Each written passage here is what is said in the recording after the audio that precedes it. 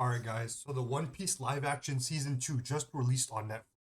But what does that actually mean for the One Piece TCG market? Could this bring thousands of new collectors or is the hype already priced in?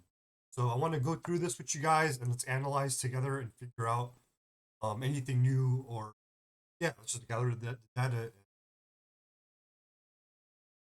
So you have the franchise expansion effect. So season 1 actually was one of Netflix's most watched series in the second half of the with 70 plus million viewers. So you might be wondering, like, why is that important? Well, many of those people were not anime fans. Like, a lot of my friends have not watched the anime before. They watched the live action first, and that's how they got into the anime. Or they never read the manga before. Same thing. Um, and I'm guessing they've also never heard of the card game. This will probably uh, help introduce them, which gets to my second point. What this means for the TCG, the search interest will spike in One Piece. Whether it's the manga, the anime, it'll all basically relate back, yeah, relate back to the card game. And the merchant collectibles could also spike because of that. It could be figures, it could be cards, sealed product, things like that. All in all, the live action will act as like a gateway. Kind of like how some drugs will act like a gateway drug and lead to harder, more extreme drugs. The live action will lead to the harder One Piece products, being the manga, the anime, the cards, the things that will get them addicted, kind of like drugs. So yeah, the live action is almost like a drug. Kind of sad to go to the next thing. All right, this is the delayed conversion effect.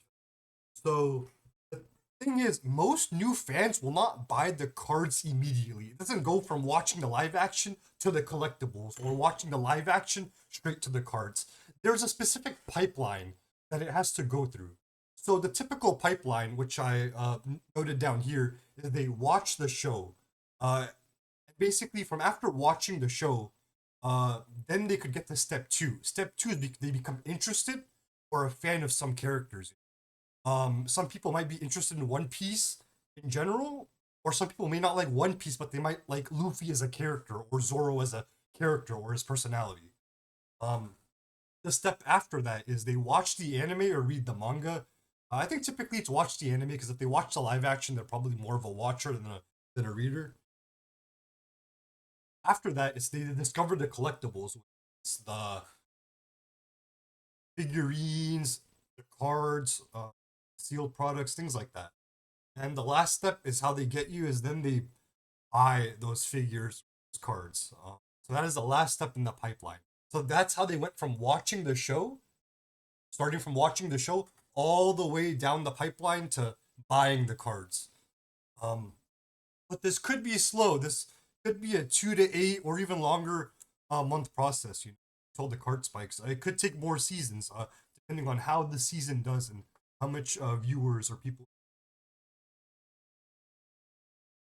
So this was a question for viewers.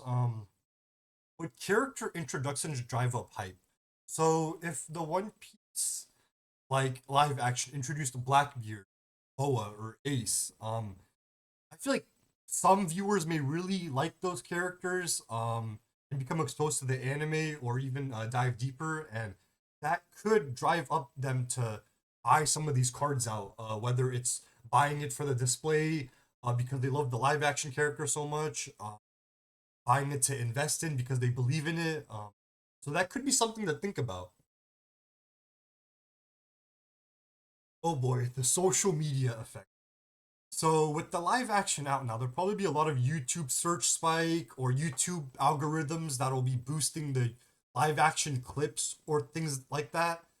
And just clicking from those videos, you'll then be recommended to other things. And that could be recommending anime clips, anime videos related to the One Piece anime, discussions about the anime or manga, and then eventually leading to card openings and things like that. So again, that also has its own pipeline effect, going from a YouTube video about the live action into then a YouTube video of someone opening OP05 or OP09 or OP13 like that. TikTok and IG clips. So like a lot of you who have found me through TikTok or IG, like you might be getting clips of live action, of the One Piece live action.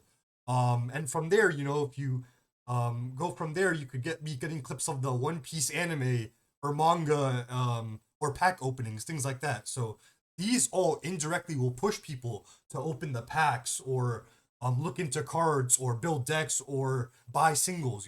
So something to keep in mind, as the hype keeps on. How long this hype will. My next point is seal product demand. So if the live action theoretically it's already succeeded, but if it does succeed even more, new fans will think, I want to open packs, and in that turn will increase the demand for the booster boxes, the packs, things like that. But another factor to keep in mind is the Bandai print supply and print entry, or price entry. So like if a OP13 box is going for like 550, 600, like even if a new fan does love the new live action, they'll still be like, do I want to buy a box to hold or invest or even open? Like that price entry does not look good. So if Bandai just fixed their print situation, things could look a lot better. The live action fans will, like enjoy entering the hobby much easier from the hobby. All right, I can't just talk about the good and the hopium, I gotta talk about the negatives. I like to keep it real. So here are the possible negative effects that'll turn you to sad Luffy. So casual fans may not buy the cards or collectibles. They'll just, like, let's be honest, they'll just watch the show, It's that. Maybe watch the anime, but yeah, they may not buy the cards or collectibles, and also the market may already be priced in. A lot of the good sets are already not very expensive, but like they're in a